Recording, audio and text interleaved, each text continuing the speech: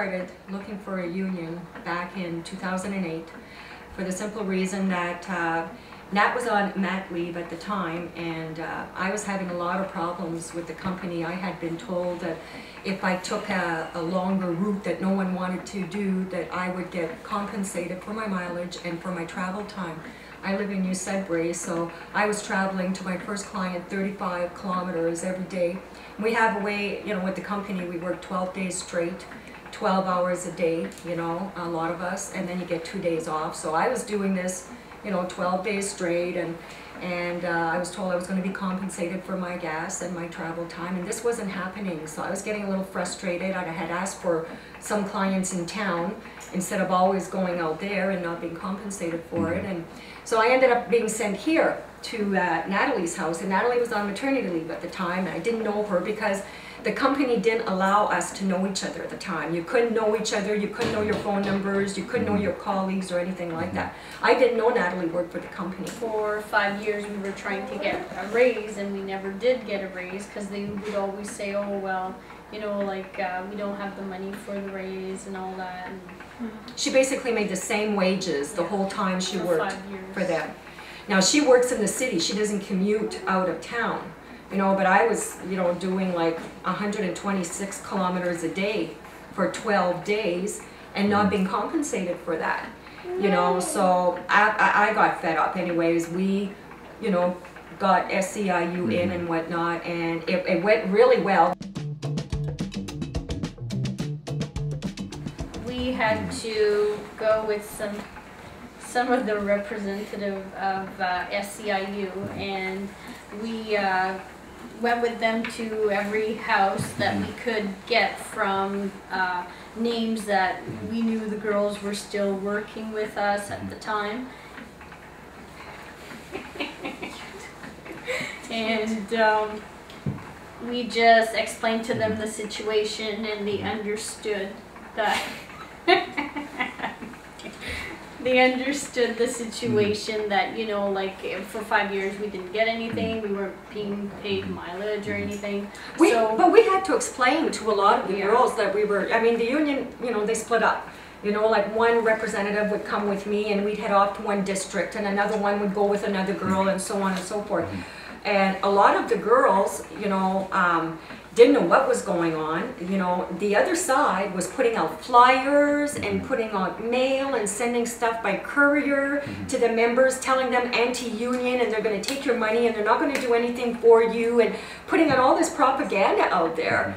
You know, so the girls were a little, gee, you know, like, I don't know, is this... So, you know, that took a while. Told them that there was a lot of people out there that were making the kind of money that we deserve to make. We weren't asking for the world. We just wanted something fair. That's all we wanted. You know, we felt that, you know, the girls that had been there for a long time should get a raise, just a little bit of a raise. You know, we wanted our mileage to be compensated for. There's no other place that travels without getting some kind of compensation. You know, at the price of gas today and everything, and, you know, the wear and tear on your car. You know, that's all we were asking for, you know, and when we explained that to the girls, do you like to travel for nothing? Do you? Well, no, you know, well, this is what we're trying to accomplish here. This is the goal. It took us 14 months to finally get something. We'd show up there at 9 o'clock in the morning because that's the time they had scheduled the meeting at Comcare, and they wouldn't show up until 1 or 2 in the afternoon. And then come 4 or 5 o'clock, you know, they'd say, well, we're going to go into our boardroom now to discuss what you guys have just put forward.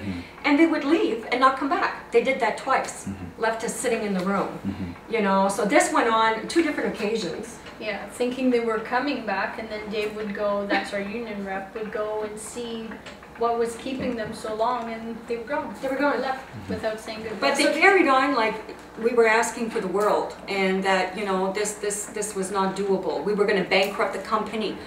You know, it was just too much. We were asking for way too much, and twice they said to Dave that this is it. You know, we're not giving any more. Yeah, this is that's it. all we have to give.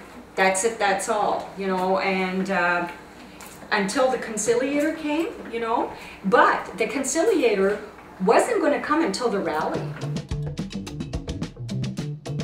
We went out and we had told all our members to come out. A few of them came, and obviously there was some people from Red Cross, there was some people from the Steelworkers Hall that came and helped us out with our rally, and OPSU, QP as well. Yeah, and that was very greatly appreciated, and because of that, I think, you know, like, we were not letting down that, you know, we wanted a fair deal, and we weren't asking for much, and we figured that because of them, you know, like, there was quite a bit of people, so it was very intimidating for Comcare to see how many people that it affects, like, for us not to do our job properly because we're not being compensated.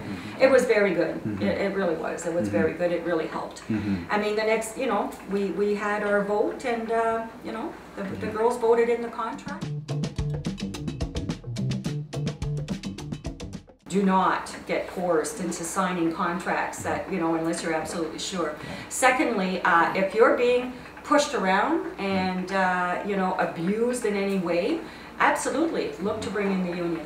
Look to organize, you know. And also not to be scared, because they will throw every tactic there is for them to say, well, the union is no good, and we'll give you what you're asking for, and when they see that, okay, you back down from bringing in the union, then everything goes back to regular before. And not to be scared, because, I mean, they can't fire you for being a good worker.